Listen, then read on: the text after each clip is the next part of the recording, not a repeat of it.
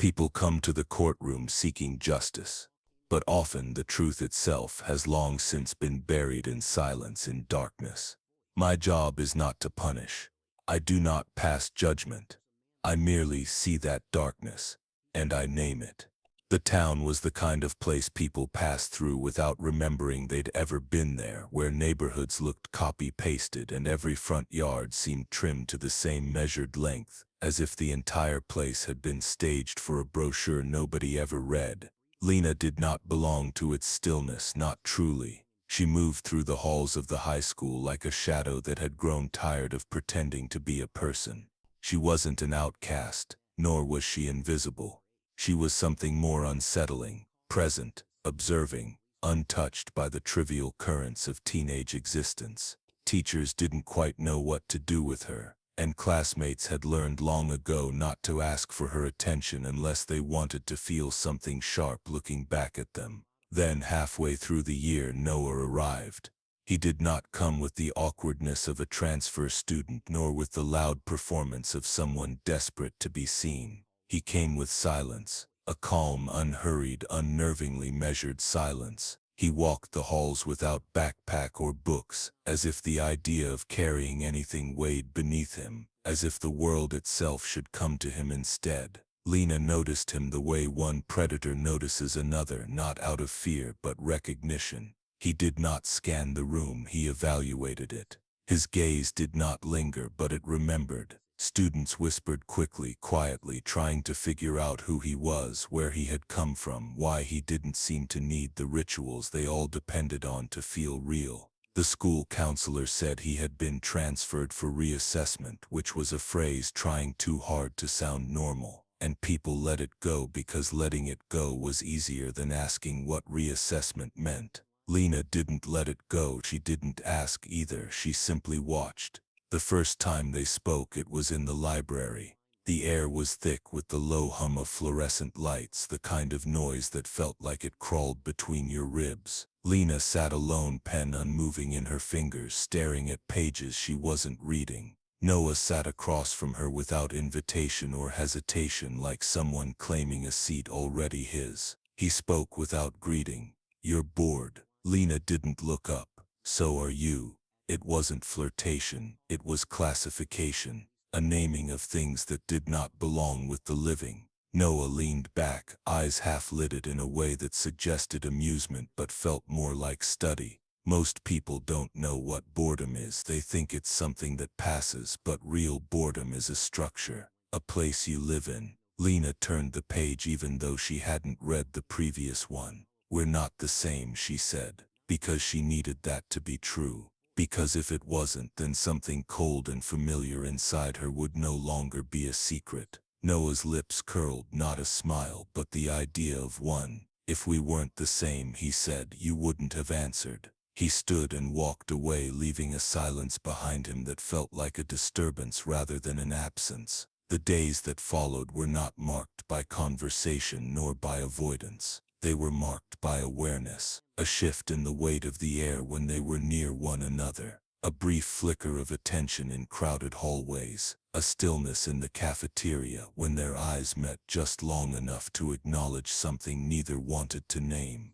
Then Lena pulled away, not by leaving but by withholding. She didn't look at him. She didn't react. She became unreachable, not because she was hiding but because she refused to validate the game. And that's when Noah began to watch her, not with the hungry stare of a boy with a crush, but with the quiet, unbroken attention of someone studying a problem they intend to solve. He would stand in doorways, lean against lockers, sit 2 tables away, saying nothing, just observing. Most people would have panicked under that kind of gaze, but Lena didn't. She understood the rules now. Attention was currency, and she had stopped paying. When he finally spoke to her again, it was in the hallway between classes where the sound of lockers slamming and shoes squeaking filled the air. He stepped into her path, not blocking, just slowing. "You're avoiding me," he said, and there was no accusation in it, only curiosity. Lena looked at him then fully, directly, like turning a blade to meet another blade. "No," she said, "I just stopped watching you." Something flickered in his expression, small, sharp, gone in an instant. And in that moment she understood he did not fear being unseen. He feared losing the mirror. Because Noah did not want admiration, attention, validation. He wanted recognition, and Lena was the only one who had given it to him, the only one who could take it away. That was the moment the balance shifted. That was the moment the game stopped being theoretical. That was the moment Noah chose her, not as companion, not as enemy, but as counterpart.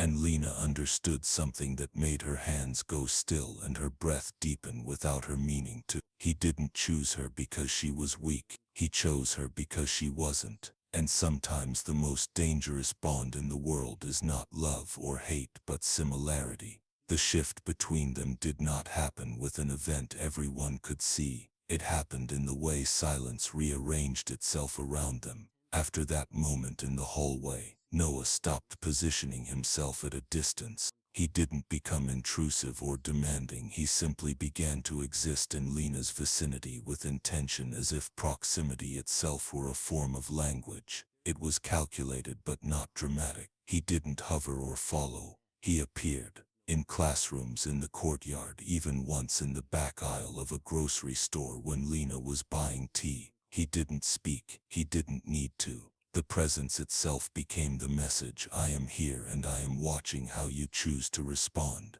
Lena did not acknowledge him, but she did notice the shifts. How other students' eyes slid past him uncomprehending, how teachers spoke to him with careful neutrality.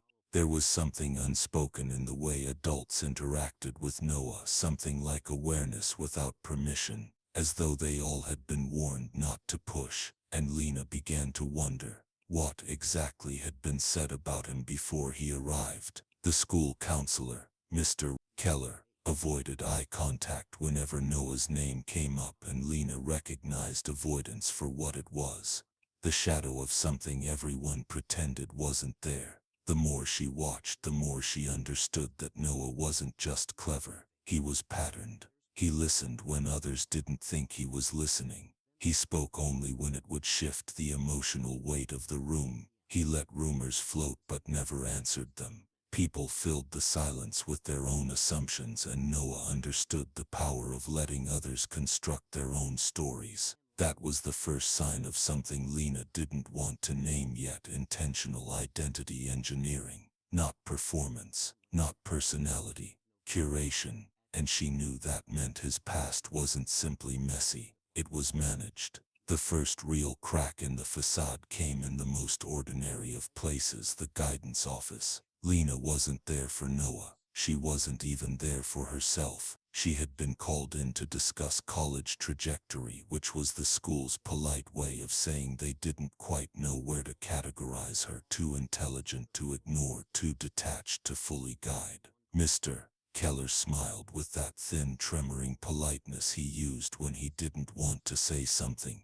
You've always been self-directed, he said, flipping through her file. Your grades remain high. Your behavior record is clean, and your instructors note your independence. He hesitated on the word like it was a sharp edge. Independence sounded flattering when adults used it, but Lena knew the truth behind the phrasing. You do not attach, you do not integrate. Mr. Keller cleared his throat. And how are you managing socially? Lena did not bother to give him the answer he wanted. Fine. Any conflicts, friendships, interactions you feel are significant? His tone changed, subtle but enough. This wasn't general inquiry. This was targeted. Lena lifted her gaze. You're asking about Noah. The silence swallowed the room instantly. Mr. Keller didn't nod, didn't speak, but the way his posture locked was answer enough. Lena leaned back, not aggressively, but with the surety of someone who now saw the shape beneath the water.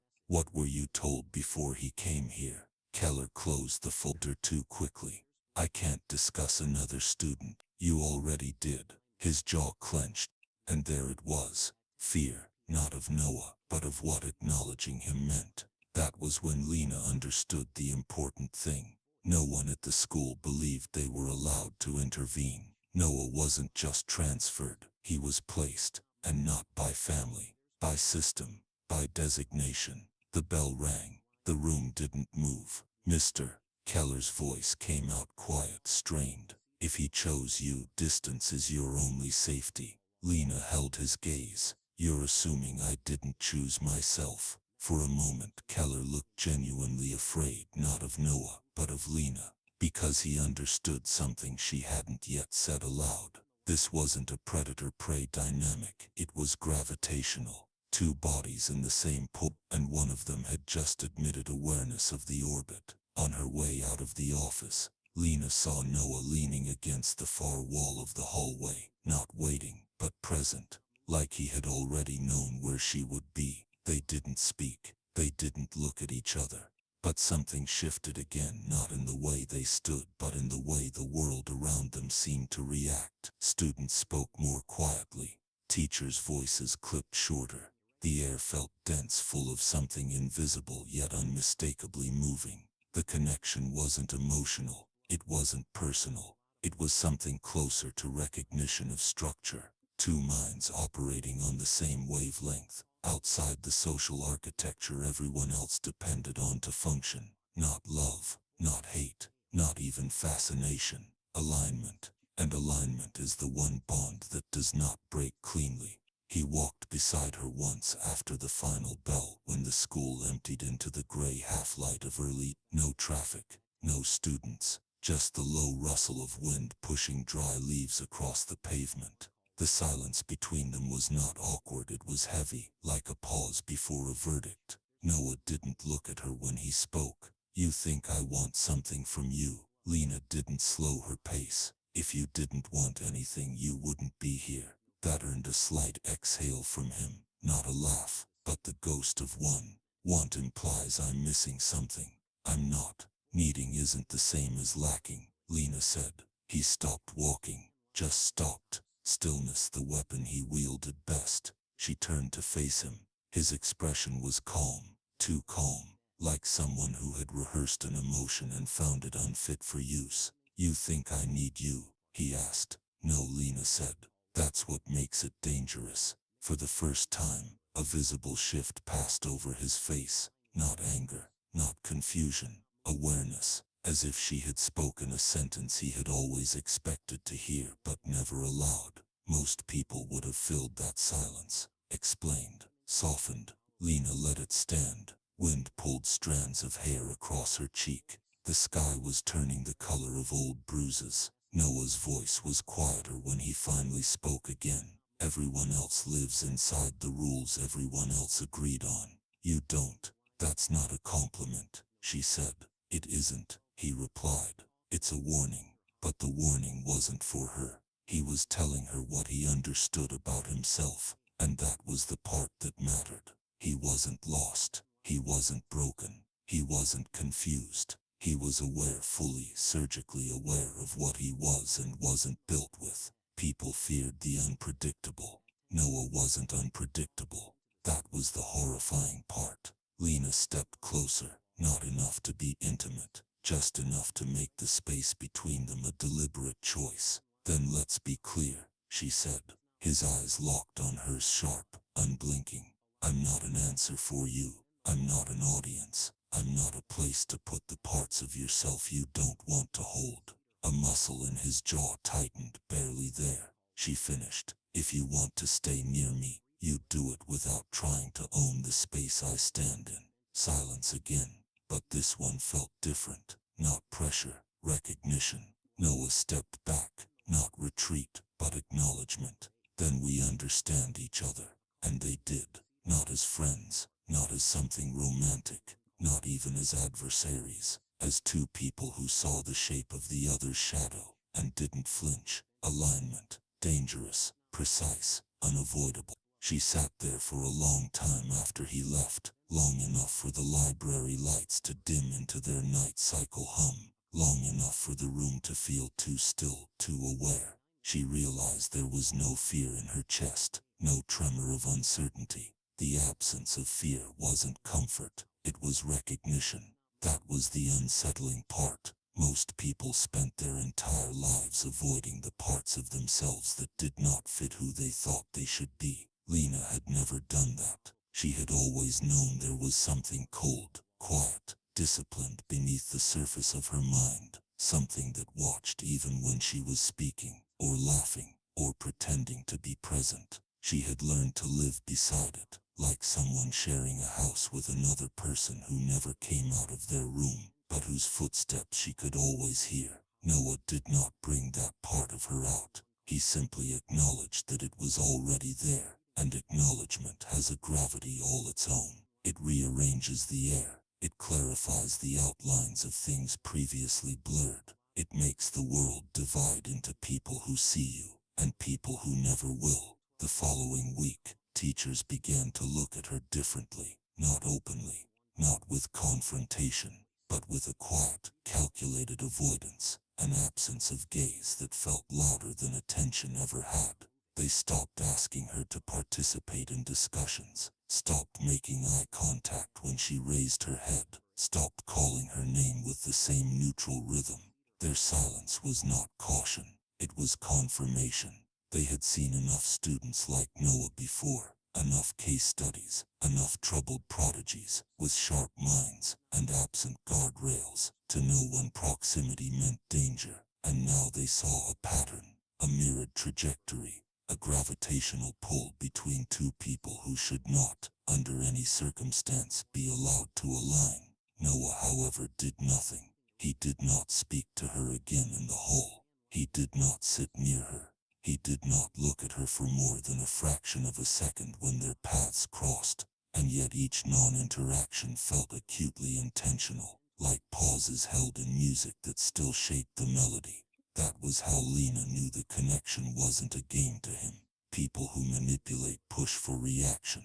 People who perform seek acknowledgement. People who recognize simply wait for the next point of inevitable convergence. The waiting changed things. It made the world feel sharper, colors slightly oversaturated, every sound too defined. Ordinary life began to feel like the surface tension on deep water, intact but thin, one disruption away from revealing something enormous beneath. At home, Lena sat at the kitchen table while her mother talked about errands, laundry, dinner plans, all the things life pretended mattered. But the words felt distant, like overheard dialogue in a room she was not truly inside. She nodded when she needed to, performed her part, but her awareness ran below the conversation like an underground river, not of Noah, of herself. She replayed memories she had once allowed to pass without examination. The dry-eyed steadiness at her grandmother's funeral, the sudden disinterest in her boyfriend once he began expecting emotional intimacy, the sense that she was always standing a few degrees outside her own reactions.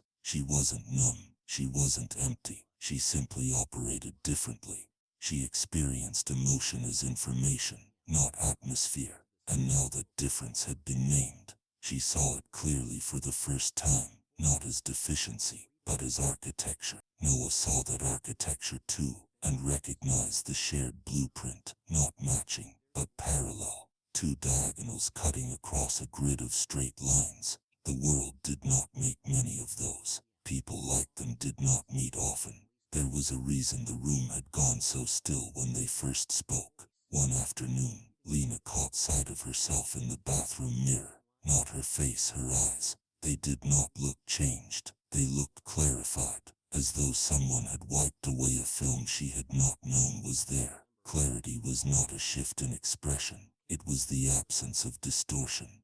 She placed her hand on the sink's cold edge, not to steady herself, but to confirm the world was still solid beneath her. The reflection did not feel foreign. It felt accurate. She remembered Noah's words, "That makes you the most dangerous person here." And she understood now that the danger was not power, intelligence, or even detachment. The danger was choice. People who feel deeply are driven. People who feel nothing are unmoored. But people who feel selectively, who choose what matters and what does not, are unpredictable. Some people fall into darkness because they are pulled. Some walk into darkness because they are lost. But then there are the rare few who look into darkness and recognize it as a mirror. Lena was beginning to understand which one she was, and she knew Noah had understood it from the beginning.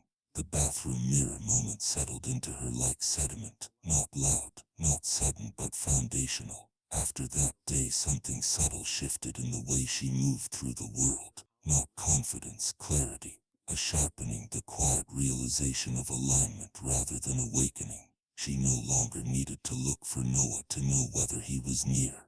Awareness had become a second skin. She could feel when he entered a room the way one senses a change in air pressure before a storm, not visible but undeniable. It was not intuition, not longing, not fear. It was recognition responding to itself. The school continued pretending everything was fine. That was the thing about institutions, they relied on shared illusions to function. Structure exists because everyone agrees to ignore what threatens it. The illusion here was normalcy, and everyone was holding it up with the frantic, brittle energy of people who understood that letting go meant facing something they were not equipped to name. The hallways hummed with fear disguised as routine. Teachers held their smiles like cracked porcelain. Students lingered in groups not for comfort but for protection from what they could not articulate. It was during lunch on a Wednesday that the first fracture formed in a way that could be seen. Not between Lena and Noah, between them and everyone else. Mia Patel, bright, chatty, relentlessly social, approached Lena's table with forced cheer, as though enthusiasm itself could serve as insulation. She wasn't cruel. She wasn't foolish. But she had the one trait that makes a person dangerous without meaning to be: a determination to fix people. People like Mia believed that kindness was a solvent that could soften what was sharp. They never considered that some things were sharp on purpose. "You've been quiet lately," Mia said, sitting down without being invited. Lena looked at her. Not unkindly, just directly. Directness was a kind of violence when given to someone who had built their identity on gentle assumptions. Mia didn't flinch, but she shifted. Like she could feel something she didn't have words for. "Is everything okay?" she asked, voice softening. Lena could have lied, could have deflected, could have said she was tired, busy, stressed, but lies require belief in the value of being understood. She didn't need to be understood. She needed to tell the truth. "Everything is exactly as it should be." Mia blinked. The answer sounded reassuring, because reassurance requires shared emotional currency, and Lena was operating on a different exchange. Mia tried again. "It's just people are saying things about Noah. About you. I don't think it's fair." But Lena stopped her with a small tilt of her head, a gesture of attention, not dismissal. "What are they saying?" Mia hesitated, and hesitation is always confession. "That you two are involved." The silence that followed was delicate and heavy at once, like the air had condensed around the words. Lena let it stretch, not to intimidate, to allow Mia time to hear what she had just implied. When Lena finally spoke, her tone was calm. "He sees me, and I see him." Mia waited for more. Something emotional, human, something she could hold. But that was the whole truth.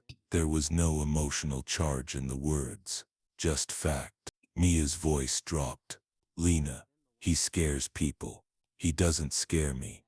Mia swallowed. "That's what scares them." The cafeteria around them sounded distant, voices too loud, colors too bright, everything slightly unreal, like reality was struggling to maintain itself. Lena didn't answer.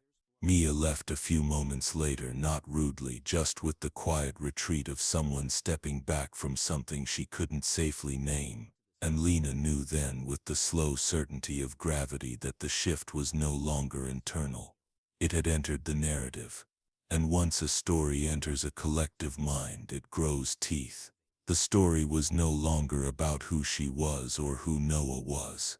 It was about what it meant that two people who did not need the world had found each other inside it. After school, the hallway felt different, not because of what was being said but because of what was not said. People's gazes skimmed past her like birds avoiding a predator's shadow. No confrontation. No whispers loud enough to catch. Just rearranged air. Fear has a shape. It looks like distance pretending to be politeness. Noah was waiting outside. Not leaning. Not watching. Just standing. As though the world had placed him there rather than he chose to be there. She approached him without breaking stride. "They've started noticing," she said. "They were always going to," he replied. There was no satisfaction in his voice, no pleasure in the unfolding, just inevitability like gravity. "This isn't about them," Lena said. "No," Noah agreed. "It never was." The late afternoon light cut long shapes across the pavement, turning their shadows into stretched silhouettes, two figures walking parallel, not touching, not speaking further, but unmistakably aligned. They did not walk toward anything. They simply walked, as if the act of moving side by side was its own decision, as if alignment itself was the point. The world could interpret what it wanted. The world would inevitably, because the truth was no longer silent. It was beginning to pulse beneath the surface of everything. The school, the town, the narrative. The question was no longer whether others would understand. The question was when someone would try to intervene, and what would happen when they did. The first real intervention came from someone who believed they were doing the right thing. It always happens that way. Not from the cruel, not from the malicious, but from the righteous. It was a Friday when Mr. Halden, the school counselor, called Lena into his office. The kind of office that pretended to be warm, plants, sunlight, framed motivational quotes, but couldn't hide the scent of control. He smiled when she sat down, the kind of smile adults use when they think they're talking to someone fragile. "Lena, I just want to check in. There have been concerns." Concerns. That was the word institutions used when they had already decided something was wrong. Silence didn't intimidate her. Silence simply waited. He continued, "We've had students mention that you've been spending time with Noah, and I want to make sure you understand that he has a history here. He's struggled deeply. He can be dangerous." Lena finished for him. Mr. Halden blinked, startled. "Yes," he admitted. "Dangerous. And I want to make sure that you're safe." Safe. There it was. The assumption. The miscalculation. They always thought the danger was one-directional. "What is it you think he's done?" Lena asked. The counselor didn't answer. Not because he didn't know, but because rules protected truth only when truth was convenient. "Lena," he said gently, leaning forward, "people like Noah, they pull others in. They make you feel needed. Understood. But that connection isn't real. It's projection. It's psychological enmeshment. You have to separate." "No." A single word, soft, precise. But it cut cleaner than shouting ever could. The counselor froze. "It isn't projection," she said. "And you don't get to define what is real to me."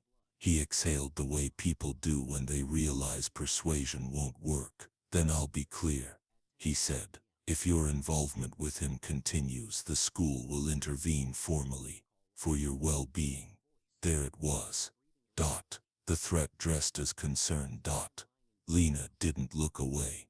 "I understand," she said, "and I'll keep that in mind." Which was true. Just not in the way he assumed. She walked out of the office and felt the shift before she saw it. Eyes. Not curious. Calculating. Not watching, measuring. Rumor didn't move like wildfire. Wildfire was chaotic. Rumor moved like infection.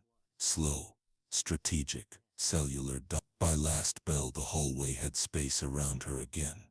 A quiet perimeter. Fear. Disguised as courtesy. Noah was waiting outside the building. Not because he followed her. Because he always knew where the line would be drawn. And she didn't need to explain. "They called you in," he said. "Yes." "What did you tell him?" "That I see you." A small nod. Dot. Not gratitude, but recognition. Dot. But this time, Lena noticed something in his expression that had not existed before. Not coldness. Dot. Not calculation. Dot. Restraint, like someone bracing for a storm they knew wasn't avoidable. They quote, "I'll escalate."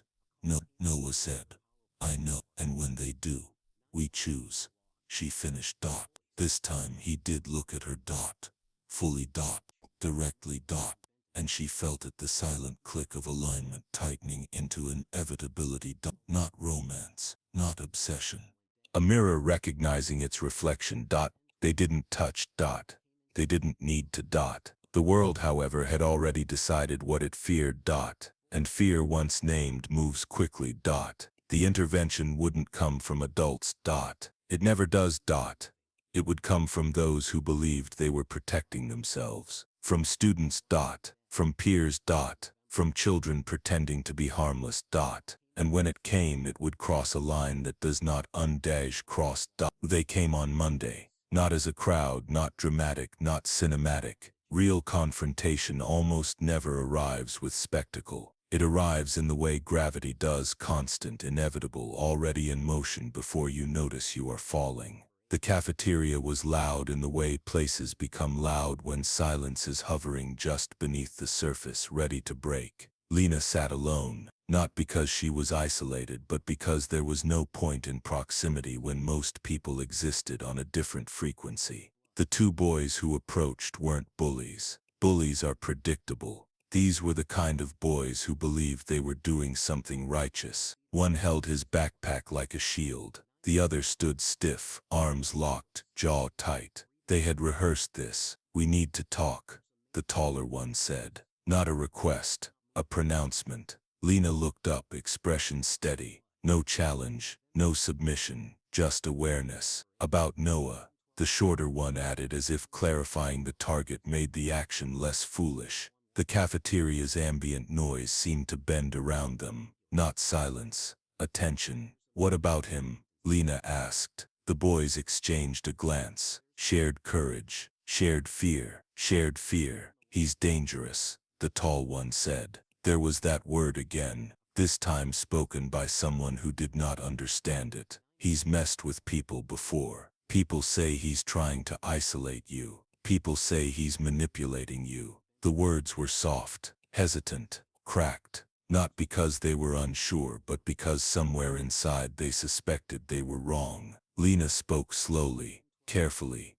like placing a glass object on a hard surface. "Noah isn't manipulating me." "You think that?" the boy insisted, voice pitched too high, like he needed to convince himself as much as her. "That's what happens. You think it's your choice. It feels like your choice, but it's not." And there it was, the core of society's fear. A woman who chooses herself. The shorter boy's voice shook. "We just want to help." Help, the word that always came before harm. Lena didn't stand, didn't tense, didn't shift. "You aren't here to help me," she said. "You're here to make sure I stay understandable to you." Confusion flickered across their faces, not because they didn't understand her words, because they understood them too well. The tall one's expression hardened, fear calcifying into righteousness. "We're not going to let him ruin another person." He didn't say we're not going to let someone exist outside the rules we understand.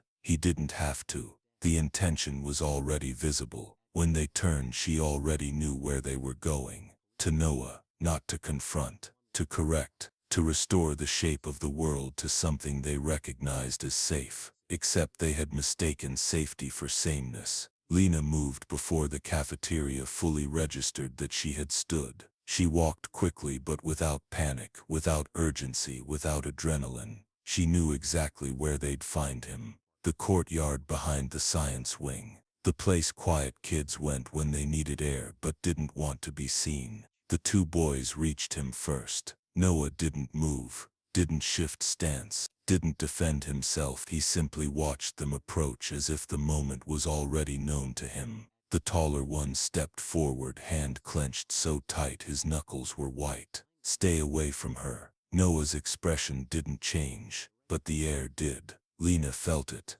the shift, the turning of something silent into something sharp. She stepped into the courtyard at the same moment the shorter boy reached out and shoved Noah's shoulder. It was not hard, it was not skilled, it was not violent. It was simply the moment the line was crossed, the moment intention became action, the moment choice was removed. Noah's gaze flicked to Lena, not asking, confirming, and Lena understood. The world had made its move. Now it was her turn. Lena did not rush. Rushing implies fear, and there was none. She crossed the courtyard with the same quiet steadiness with which she had walked through every realization of her life, her footsteps sounding louder than the boys' voices now that the world had narrowed to its center point. The taller boy had his hand still fisted in Noah's shirt, as if he believed holding something meant controlling it. The shorter one stood beside him, breathing hard like someone who had already felt the consequences in his bones and was pretending not to. Noah did nothing, not resistance, not defense. Stillness was its own language and the boys did not speak it. Lena stepped close enough for the air between all of them to compress into something dense and undeniable. The taller boy turned on her, desperation leaking through the cracks of his pride. "Lena, he's using you," he said. "You don't see it now, but you will." She looked at him, not with malice, not with anger, but with the kind of clarity that makes another person feel suddenly terrifyingly transparent. "No one is using anyone," she said. He shook his head, like he could shake her understanding loose. "People like him destroy everything around them." Lena almost smiled, not in amusement but in recognition of the fundamental mistake. "People like him," she repeated softly, "or people like me." The courtyard stilled, a silence that was not empty but full, the way a held breath is full. The shorter boy's voice came out small. "You're not like him." Lena stepped forward and Noah did not move, but the space between them aligned like two magnetic fields snapping into place. "I always was," she said, and the truth was not loud, it was simply final. The taller boy's grip faltered, not because of strength but because conviction had cracked. He stepped back, a retreat, but not a surrender. Fear was shifting, reforming, searching for where to land. "If you stay with him," he warned, voice trembling under the weight of its own thin authority, "you'll end up just like him." Lena held his gaze until he realized he was asking the wrong question. "What makes you think that isn't the point?" The boys left, not quickly, not running, but with the walk of those who have looked at something real and do not know how to carry the knowledge of it. When the courtyard finally emptied, Noah exhaled, a sound that was not relief, not tension but acknowledgement. "You chose," he said quietly. Lena did not look away. "I always choose." He nodded once, slow, certain, and in that moment the world shifted, not because something dramatic happened but because something irreversible did. Choice had been made in clarity, not hunger, in alignment, not need, and choices made that way don't fade, they echo. Lena understood now that the danger was never about what either of them could do to others. It was about what they could remain untouched by. The world would come again, with new strategies, new warnings, new interventions. It did not matter. She was not falling into darkness. She was walking toward the part of herself that had always been waiting. No flinch, no apology, just truth. And truth once spoken does not go silent again.